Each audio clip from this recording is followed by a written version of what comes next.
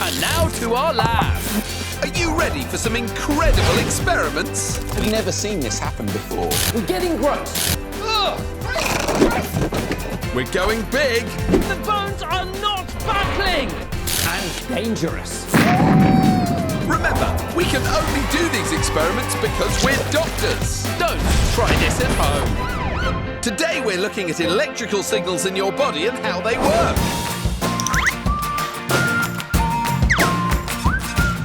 Oh, Chris, I think we need a kind of secret twin handshake. Why? Well, it'll just be cool. Come on, shake my hand. All right.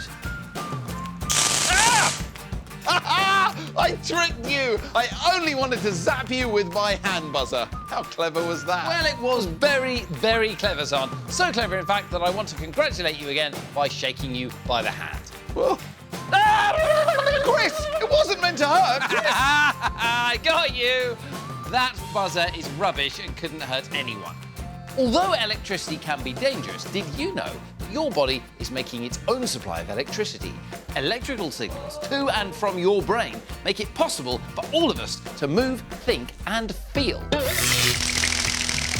There are electrical signals running from your brain and run down your arm, in your nerves and tell it to move. And we are going to be able to listen to them. Exciting! Right, now I just need to put these electrodes on you. So, I'm placing the electrodes on Xand's arm because just like in your arm, he has a nerve here that runs very close to the skin, making it easy for the electrodes to pick up the electrical signals being sent by his brain.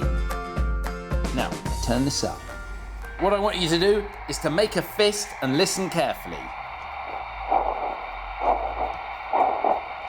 So you can hear that rumbling sound. That is the electrical signal. Wow! If you make a fist and hold it, for Xand to hold that fist, his brain has to send a continuous signal to the arm to keep the fist flexed. And we can't just hear the signal, you can see it too on the screen here. For this next bit, we are going to need... a sample! Don't worry, I've got one in the cupboard of everything. Oi! Sample! Hi, Esther. Sorry about him. Now, you're going to control Dr. Xand's hand with your brain. Are you happy to do that? Yeah, sure. Chris, are you sure you know what you're doing? I mean, I don't think the lab is the right place for a brain transplant. I mean, are you even a surgeon? Xand, we are not doing a brain transplant. But Esther is going to control your hand. We're going to link up the nerves in Esther and Xand's arms by connecting the electrodes through this computer. Esther, I want you to squeeze your fist as tight as you can. And now turn your hand over. Make a fist. As Esther moves her hand, Xand's hand is forced to mirror her movement.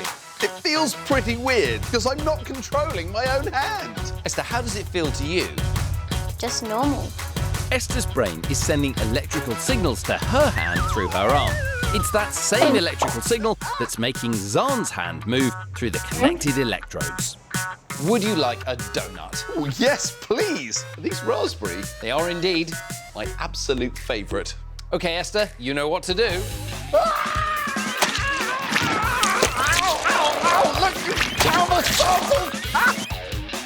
So we know that your brain is making electricity, but how does it actually send those electrical messages around the body? We're heading outside to show you. Thanks, Esther. Your body is amazing at doing thousands of things all at the same time. If you think about it, you can blink, talk, blah, blah, blah, wave, move your knees all at once. Blah, blah, blah. Stop doing so many things at once. Sorry. Now, your brain does this by sending electrical impulses all over your body through a network of nerves. And I'm going to show you how. Xand, put this on. Ooh, finally. I get to be the brainy one. I knew you'd come around. Right. Now, what we have on the ground is a giant body, and we've got some giant body parts ready to move. Xand, what I want you to do then is to get all these different body parts moving all at the same time using whatever method you feel most appropriate. Well, I think this will be pretty straightforward. 3, 2, 1, go! Eyes start blinking, mouth start talking, Blah, blah. hands start waving, feet start dancing, and knees start wiggling. There you go, Chris. Ta-da! Wait, they've all stopped. Hang on a minute. Eyes blinking, mouth talking, Blah, blah. hands got to keep waving, wiggling. Mouth like this, stop. Kicking, waving, dancing. Chris, it's not working. I need a way of constantly communicating with everyone at once that isn't quite so exhausting. Well, let me show you how the brain actually does it. Xand, give me the hat. Oh? I represent the brain, and these coloured ropes represent my network of nerves. Wow! Now, in your body, your brain communicates with your body parts by sending weak electrical signals as waves down the nerves. And when these reach the body parts, they know to start moving. And I can do the same thing just here by wiggling the ropes like this. Blah, blah, blah, blah, blah, blah, blah, blah, blah, blah, blah, blah, blah. Chris, this is amazing. It's much better than my method. The electricity is just a signal to tell them what to do. Well, I must say, I am very impressed. Blah, blah, blah, blah, blah, blah, blah, blah, blah, blah, blah. So we've shown you that your brain sends electrical signals around your body through your nerves to tell it what to do. And we've shown you that by sending out the electrical signal as waves, your brain can get your body to do lots of different things all at the same time. You know what, Chris? All these waves of electricity controlling a giant body, I think we might have invented a new dance craze. Forget the floss, this is Dr. Xand's electric wave. Blah, blah, blah, blah, blah, blah, blah, blah. Come on, everybody! Blah, blah. If you have a medical emergency, there are teams of paramedics on standby 24/7, ready to leap into action.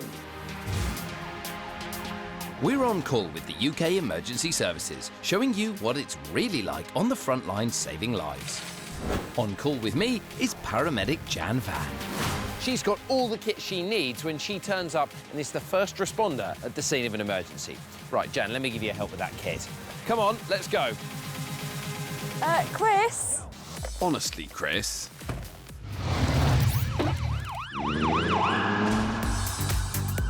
A new case is just in. So we've just got a call to an 8-year-old boy who's fallen off a zip line in a playground and banged his head on a metal pole. So this is potentially a really serious injury. So we've got to get there quickly and make sure he's okay. So we rush to the scene, You guys call the ambulance. and Jan's quickly attending to the patient. Any pain where I'm touching your neck, darling? No? As it's a head injury, Jan needs to check for spinal injuries and any other trauma. Can you move your legs for me? Wiggle them. Lift them up. That's it. And the other one. Fantastic. He seems fine. Now for the wound itself. Right, let's have a look. He's got quite a nasty gash around his eye. You'll have a little scar. All the girls will think you're a superhero. Hey, so do you remember hitting your head? Yeah. That's a really good sign. Everything seems fine at the moment, apart from that cut. Dad carries him over to the ambulance. Joshua's going to be going to hospital with the ambulance crew and potentially having some stitches on top of his head. So Josh, how are you feeling now? Okay. You feel like you're in good hands here in the ambulance? Yeah. Josh is one tough little boy. Banged his head really hard. But you know what the really good thing here is? That he remembers hitting his head. He didn't go unconscious. So his head injury is less likely to be serious. And next time, he'll be a bit more careful on the zip line. Now we're getting ouch and about with our mobile clinic. Today, we're at a theme park to help solve your medical mysteries. If you're anxious about an ailment or curious about a condition, then the Ouchmobile is the place for you. That's brilliant, look at that. Xand is preparing the clinic, ready for his patients. And later, he'll be out in the park to answer your burning questions. At the clinic, he's open for business. Can I have the next patient? First in is 11-year-old Jay, with a question about a fascinating feature on his feet. So Jay, what's brought you to the Ouchmobile today? I've got a very annoying thing with my feet. Both of my big toes are bent. What's the diagnosis, Doc? This sounds like a case of I've got a very annoying problem with my feet and both my big toes are bent-itis.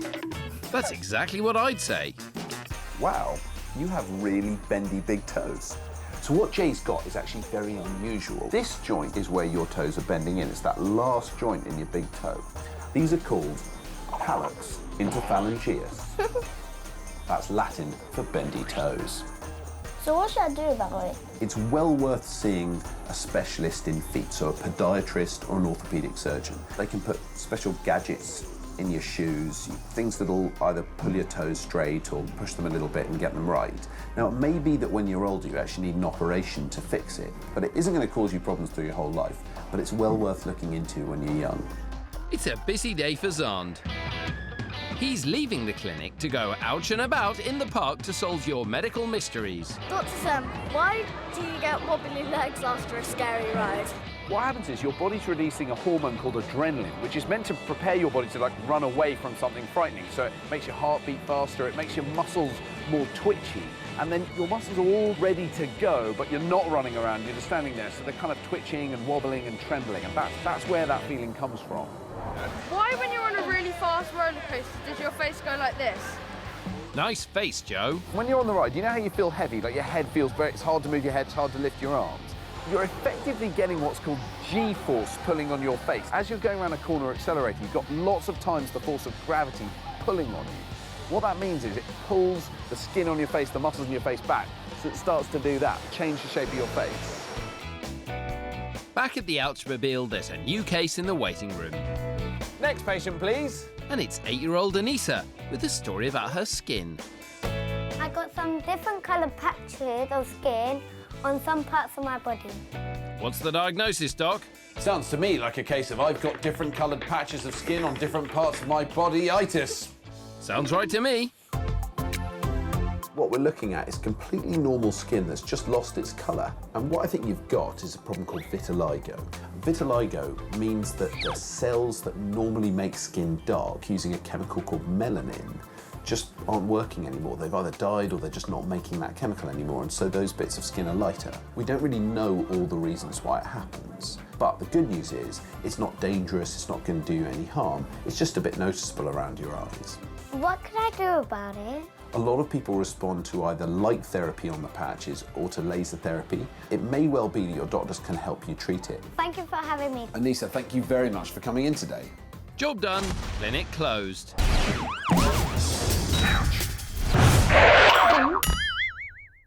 Meet 10-year-old Caden. Hello. Hello. Caden really likes dogs. I've got dog there. Told you. I've got a real dog and his name's Bandit. Hello, Bandit. Hello. Caden has cystic fibrosis. Cystic fibrosis is something that affects your lungs. Caden's body produces thick, sticky mucus, which can make it hard to breathe and lead to infections. To help break up this mucus, Caden has to do lots of physio exercises. If I weren't to do it, I'd either get really sick or there'd be a lot of mucus. If I did get really sick, I might be in the hospital for a long time.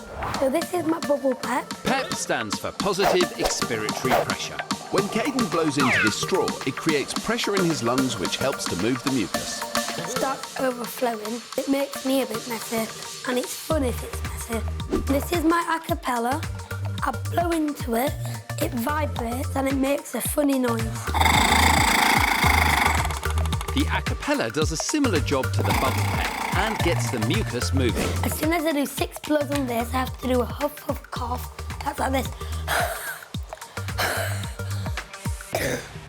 Another piece of Caden's kit is the INEV. This delivers an antibiotic directly into his lungs to fight off any infection. It makes a big beep when it's finished, and that's how you know. And it also makes a smiley face. We'll get to see more of Caden and his treatments next time. Goodbye. Our next patient has just arrived in the emergency room. Careful, Xand, you might do yourself an injury. Don't be ridiculous, Chris. Jackets can't cause injuries. Oh, can't they?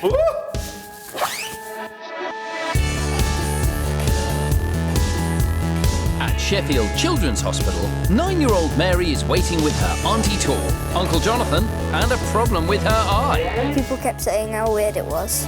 A weird eye? Which one? That one. What happened?